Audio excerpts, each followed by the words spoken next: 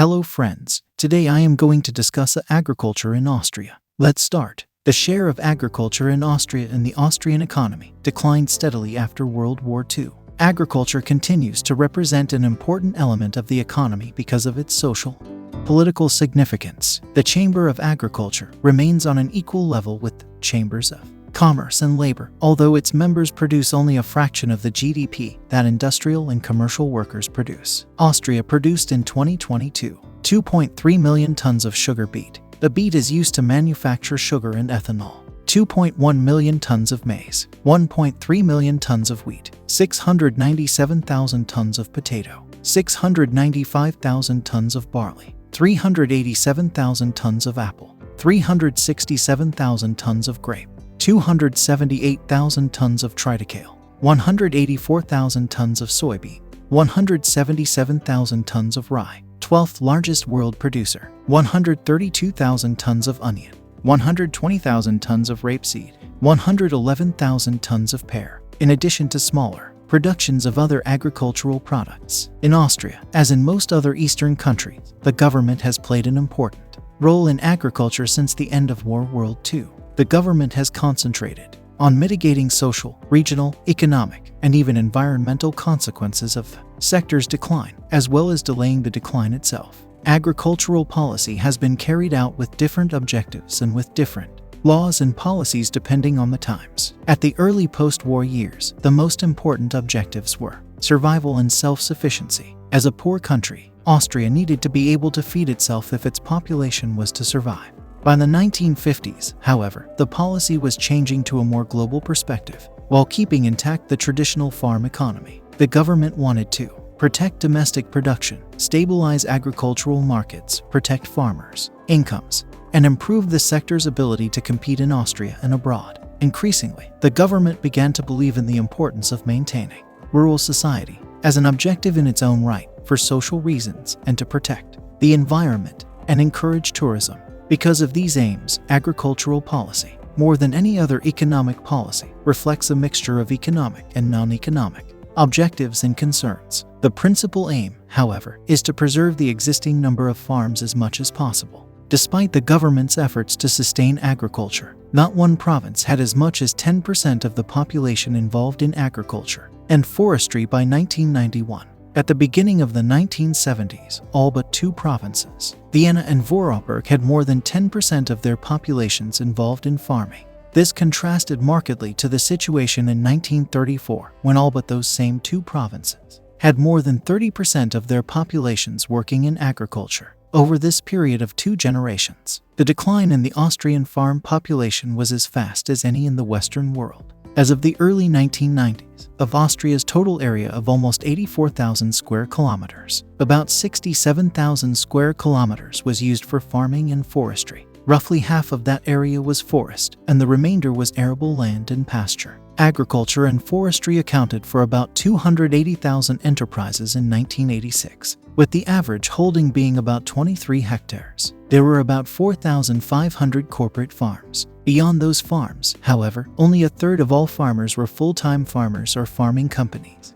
Over half the farming enterprises were smaller than 10 hectares. Nearly 40% were smaller than 5 hectares. Just as the number of farmers has long been in decline, so also has been the number of farms. Family labor predominates, especially in mountainous areas and on smaller farms. Only a third of all farm and forestry enterprises were classified as full-time occupations in 1986. A full half of these enterprises are spare time, that is, less than half of household labor is devoted to farming or forestry. The remainder are part-time. Farms up to 10 hectares are more often tended by part-time and spare-time farmers rather than by full-time farmers. For most farm owners and workers, non-farm income is as important, if not more important, than farm income.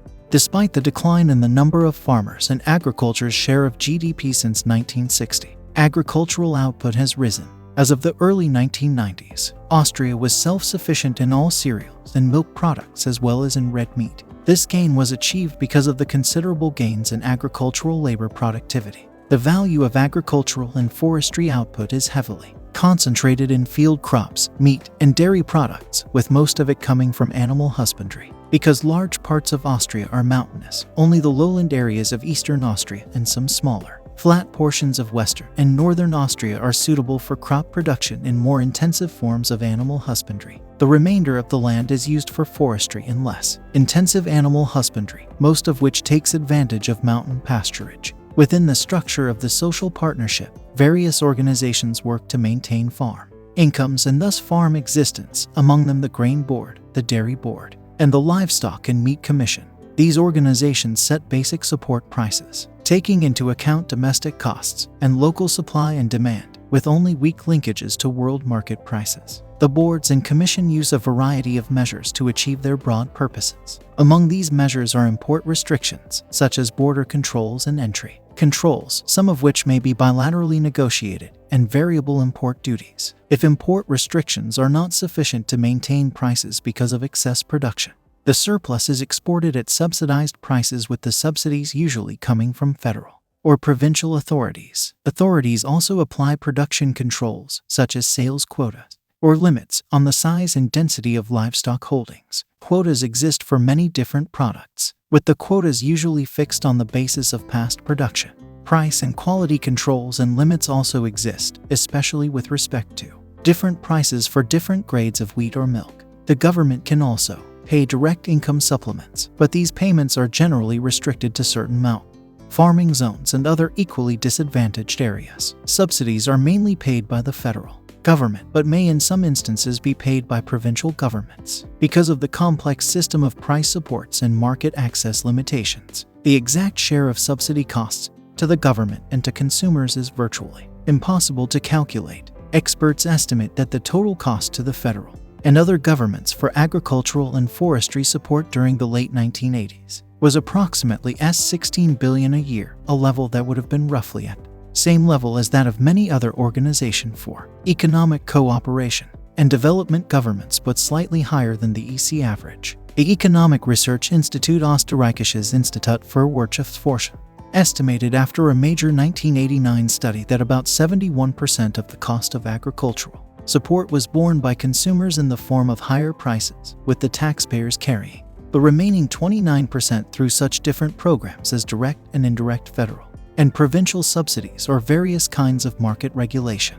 Austrian farms, like those of other West European mountainous countries, are small and fragmented, and production is relatively expensive. Since Austria's becoming a member of the EU in 1995, the Austrian agricultural sector has been undergoing substantial reform under the EU's common agricultural policy. Although Austrian farmers provide about 80% of domestic food requirements, the agricultural contribution to gross domestic product has declined since 1950 to less than 3%. Although some industries are global competitors, such as several iron and steel works, chemical plants, and oil corporations that are large industrial enterprises employing thousands of people, most industrial and commercial enterprises in Austria are relatively small on an international scale. Most important for Austria is the service sector, generating the vast majority of Austria's GDP. Vienna has grown into a finance and consulting metropole and has established itself as the door to the east within the last decades. Viennese law firms and banks are among the leading corporations in business with the new EU member states. Tourism is very important for Austria's economy, accounting